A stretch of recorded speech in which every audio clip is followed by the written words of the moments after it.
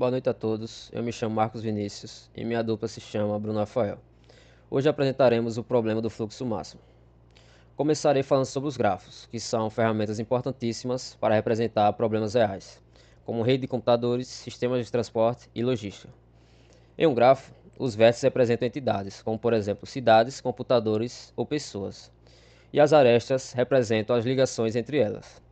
Essa estrutura do grafo o torna muito útil para analisar algo que pode ser transmitido, distribuído ou compartilhado dentro de uma rede. Quando a gente fala sobre grafo, existe uma imensidão de temas que podem ser discutidos. E um dos problemas mais estudados é o do fluxo máximo, que busca determinar a maior quantidade de fluxo que pode ser enviado em uma rede entre dois pontos distintos. Falando um pouco mais desse problema, ele consiste em encontrar a maior quantidade de fluxo que pode ser enviada de um vértice fonte, denominado S, até um vértice sumidouro, denominado T, que é o destino, em uma rede representada por um grafo direcionado. Portanto, cada aresta do grafo possui uma capacidade, que representa o limite máximo de fluxo que pode passar por ela. Dentro desse fluxo, existem duas principais regras. A primeira é a restrição de capacidade, em que o fluxo em uma aresta não pode ultrapassar a capacidade definida. Ou seja, cada aresta terá um limite determinando a quantidade de fluxo a ser passado. A segunda regra é a conservação de fluxo, em que, para todos os vértices, exceto a fonte e o destino, o fluxo que entra é igual ao fluxo que sai. Então, o objetivo desse problema é determinar o valor máximo de fluxo possível da fonte até o destino, sem violar essas duas principais regras. Algumas aplicações desse problema são identificar os gargalos na rede de transporte de mercadorias, que permite rotas mais eficientes, e a alocação de recursos para pontos críticos, que garante o fluxo mais eficaz do armazém para o consumidor. Também otimizar o envio de energia elétrica em uma rede e modelar o fluxo de água ou gás por meio de uma rede de tubos, otimizando a distribuição.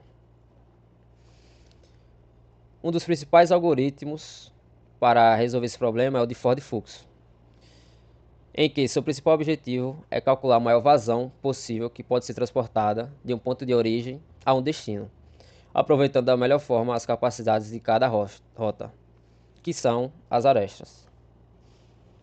Então, a ideia central desse algoritmo é buscar repetidamente um caminho com capacidade disponível da fonte S até o destino T. Basicamente, esse algoritmo consiste em 4 passos. O primeiro é inicializar, em que o fluxo em toda a rede começa em zero. O segundo passo é buscar um caminho aumentante, ou seja, onde ainda é possível passar esse fluxo pelas arestas. O terceiro é enviar o fluxo, que, determinando o gargalo, que é a menor capacidade livre no caminho, essa quantidade de fluxo pode ser enviada. Isso será melhor explicado por Bruno quando ele demonstrar o problema. E por último, repetir, que é continuar buscando novos caminhos e enviando o fluxo até que não seja mais possível encontrar um caminho de S para T. Portanto, o fluxo máximo é a soma de todos esses fluxos enviados. Agora passarei a palavra para Bruno falar um pouco mais sobre nosso problema, que vai ser uma evacuação de emergência. Bom, pessoal, aqui a gente vai ver um pouco na prática como é que funciona o problema do fluxo máximo, né? A gente fez aqui um paralelo com o problema do mundo real, que pode acontecer, que nesse caso aqui é uma evacuação de emergência, né? E aí a gente vai ver também como o algoritmo de Ford-Fulkerson, ele consegue ajudar a gente a estar resolvendo esse tipo de problema. Então imagine que a gente está em algum cenário de catástrofe natural, né? Seja um tsunami ou um terremoto, e a gente precisa fazer o deslocamento de um grupo de pessoas, né? Até um local seguro, né? Um bunker. E aí o que é que acontece? Aqui, na representação do grafo, a gente pode fazer o paralelo com a cidade, né? Onde o ponto S ali é o ponto de encontro, onde as pessoas vão estar aglomeradas, né? E o ponto T vai ser o abrigo para onde a gente vai levar essas pessoas. E aí, entre esses dois pontos, a gente tem algumas possíveis rotas, né? Que a gente consegue estar encaminhando uma determinada quantidade de pessoas. Tá, vamos lá. Como é que o algoritmo de Ford-Fulkerson vai funcionar, né? Dado um vértice de início S e um vértice de destino T, o algoritmo ele vai buscar todos os caminhos possíveis, né? De S até T. E aí, para cada caminho desse que ele mapear, ele vai identificar qual vai ser a rota, né? Ou a aresta que vai gerar gargalo nesse caminho. Porque essa aresta que gerar gargalo vai ser ela que vai definir qual vai ser o fluxo máximo que eu vou conseguir enviar por aquele caminho. Né? Então vamos começar aqui, ó. Vamos pegar de início aqui o vértice S, né? Que é o nosso vértice de início. Então a gente vai iniciar com S, a gente vai seguir aqui para o ponto de passagem E, depois para o ponto de passagem D, e por fim para o nosso destino T. Nesse caminho aqui, qual vai ser a minha aresta ou rota de menor valor, né? Nesse caso aqui vai ser de S até E, né? Cujo valor vai ser 20. Nesse caso, o caminho de S até T, o máximo de fluxo, né? Nesse caso de pessoas que eu consigo enviar por esse caminho vai ser 20. Porque não tem como eu fazer um envio de 50 pessoas aqui por esse caminho, ó, né? Mesmo que eu tenha essa vazão lá de D até T, de 50 naquela aresta lá, eu não consigo, nesse caso aqui, de S até E, eu não consigo fazer um envio de 50 pessoas. Consequentemente aqui, a vazão, né, que eu vou conseguir enviar de fluxo máximo aqui, por esse caminho vai ser 20. Sendo assim, eu já adiciono 20 aqui no meu cálculo do fluxo máximo, e aí eu volto aqui decrementando, né? Então, se por aqui eu consigo passar 50 pessoas, já que o meu fluxo vai ser apenas de 20 durante esse caminho aqui, então aqui eu vou ter restante aqui, né, de vazão apenas 30. De D até T. De E até D, vou decrementar também, então vou passar a ter 15 de vazão restante. E de S até E, eu já não vou conseguir passar mais ninguém, né? Então aqui eu já consegui passar o fluxo máximo por esse caminho, que no caso vai ser 20. E aí seguindo aqui, ó, eu agora tenho a possibilidade de vir aqui de S para B, né? De S para B, aí eu posso seguir de B para D e de D para T. Nesse caminho aqui, a aresta ou rota que eu vou ter a menor vazão vai ser de S até B, que no caso aqui é 10. Consequentemente aqui, vai ser o maior fluxo que eu vou conseguir enviar, né? Vai ser 10 pessoas. Então, nesse caso aqui, a gente vai incrementar 10 no nosso cálculo aqui do fluxo máximo. Aí a gente vai decrementar aqui dessa vazão, que está hoje de 30, né? A gente vai passar para 20, com o decremento dos 10. De 20 aqui vai passar para 10. E de 10 vai passar para 0, né? Que a gente já conseguiu passar o máximo de fluxo que a gente conseguia por esse caminho, certo? Não consegui enviar mais por E, pelo ponto de passagem E, nem pelo ponto de passagem B, só resta agora por cima, né? Pelo ponto de passagem A. De S para o ponto de passagem A, eu consigo passar 30. De A, eu consigo enviar direto aqui para T, certo?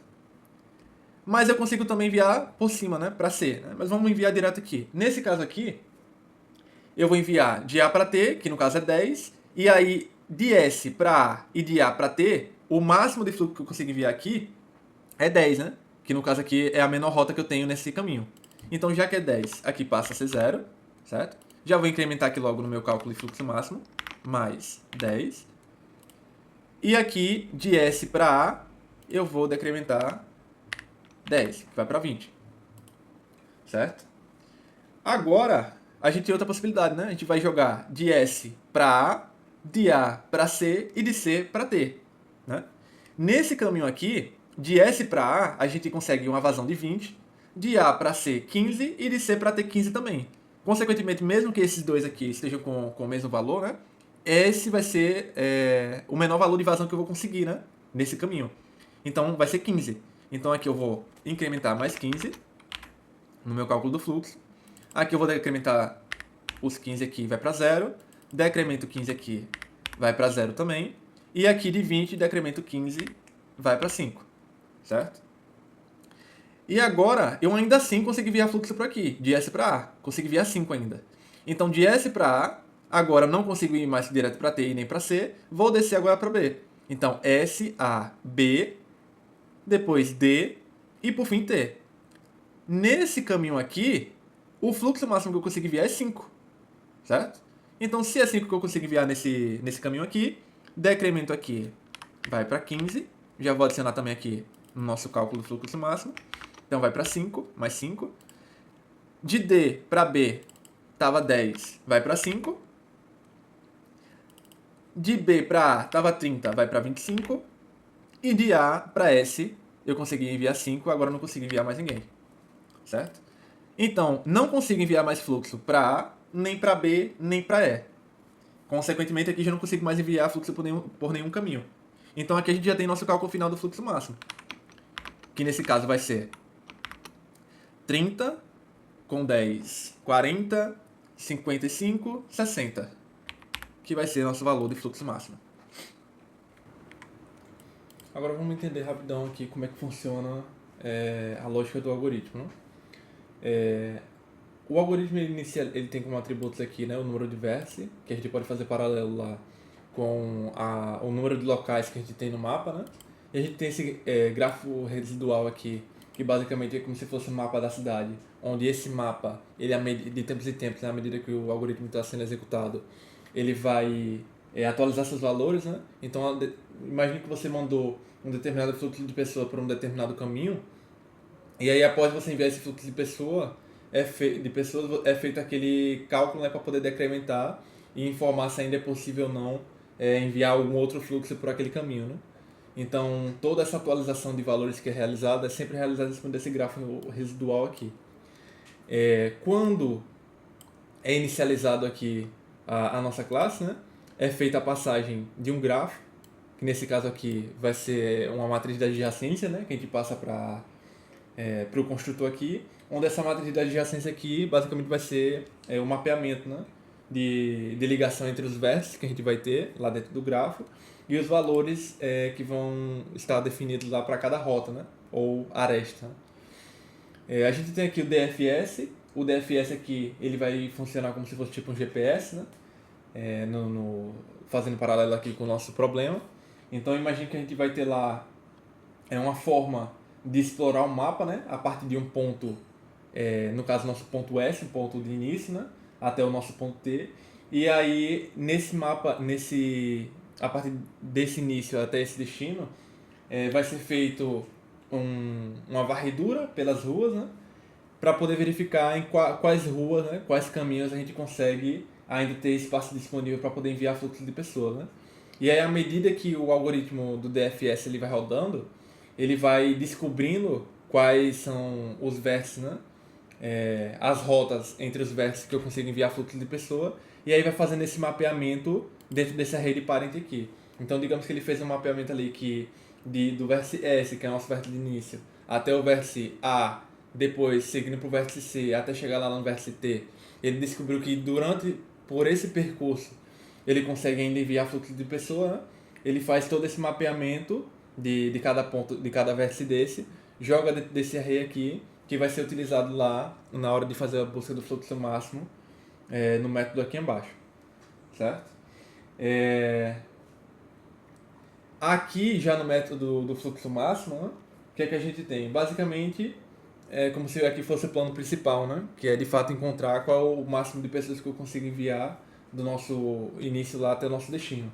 Então nesse caso aqui é utilizado um while aqui falando o seguinte, né, enquanto existir algum caminho válido de S, que vai ser o meu vértice de início, né, até sync, que no caso vai ser T lá no nosso gráfico de exemplo, né? Então, enquanto tiver um caminho válido de S até T, né, do meu vértice source até o meu vértice de destino, eu executo essa lógica interna aqui, onde basicamente essa lógica interna vai fazer a descoberta do gargalo, que eu vou ter em cada um daqueles caminhos, certo? Que forem mapeados pelo DFS, faz a descoberta do gargalo, envia a quantidade de fluxo, né, por aquele caminho, e aí posteriormente faz a atualização do grafo residual, né, informando qual foi o fluxo restante que vai ficar disponível para cada caminho, né?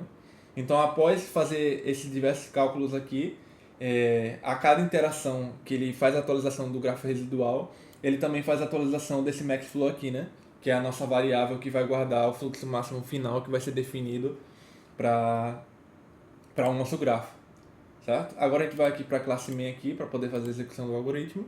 Aqui a gente tem aquele mesmo mapeamento que foi feito lá na apresentação, né, daquele grafo que explanou o problema lá da evacuação de emergência. E aí todo aquele mapeamento, né, de todos os vértices lá está feito aqui. Então, quando a gente executa aqui agora, para poder ver o resultado, ó, ele vai executar toda a lógica e vai constatar que o fluxo máximo, que é aquele gráfico que a gente já tinha feito lá de forma iterativa, né? Ele já explicita aqui que bate o valor, né? Então, o fluxo máximo de S para T é de 60. E é isso, pessoal. Muito obrigado pela atenção.